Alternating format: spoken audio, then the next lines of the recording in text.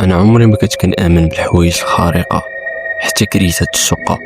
الثمن كان رخيص بزاف بطريقه غريبه وخلتني كنطرح بزاف ديال التساؤلات.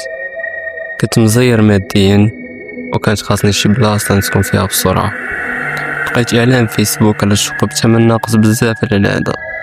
صاحبها كان مستعجل يكريها، ولكن بسبب الظروف اللي عندي ما كانش عندي اختيار. داكشي علاش اتفقت مع السيد باش نشوف الدار كيفاش دايره، وديك الساعه نحكم. تلاقيت مع السيد وكان لا عمر دار. مني دخلنا للدار حسيت بواحد الاحساس غريب. هي كانت هادئه بزاف وزوينه، ما تستاهلش داك الثمن رخيص.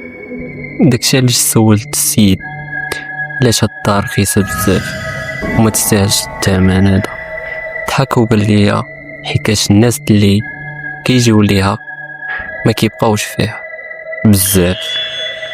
المهم اتفقت مع السيد وكلشي داز مزيان، والليلة كانت غادية مزيان. ولكن ملي وصل الليل تم تبدل كلشي. كنت كنوجد باش الناس، وهنا كنسمع ججار ديال الكرسي في الصالون. خرجت نشوف وما لقيت والو. قلت راه غير شي موش ولا شي حاجه. رجعت باش الناس، وهاد المره الشجره كانت قريبه بزاف وفيها شي حاجه ثقيله كتجر. خدمت الفلاش ديال التليفون وخرجت كنقلب على مصدر الصوت، ما لقيت والو. بديت كنقلب في كاع القنوات. دخلت للمطبخ وهنا كانت المفاجاه. لقيت الباب ديال الثلاجه مفتوح وانا متاكد بلي خليته مسدود. حاولت نقنع راسي بلي غير انا اللي نسيتو ورجعت الناس. ومع 3 ديال بالضبط جاني نوتيفيكاسيون غريب من رقم مجهول ما معروفش، وكانت فيه كلمه واحده واللي غريبه بزاف، وهي كنشوفك. قلت راه غير شي واحد كيتمرقن بيا ورجعت الناس. ومع كنحط راسي على الخده كيجيني نوتيفيكاسيون اخر، وهاد المره في صورتي وانا ناعس. في ديك اللحظه بالضبط دمي جمد، ركابي يفشلوا، وبقيت قاعد نتحرك.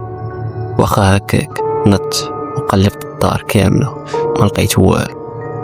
شويه وشعل الضوء ديال الحمام والباب ديالو تفك بشويه. مشيت نشوف، لقيت بلي المرايه بدات كتكتب فيها كلمات غريبه، كلمه بكلمه. خرجت قبل ما يفوت الحال. من تما خرجت وما بقيت رجعت نهائيا لديك الشقه.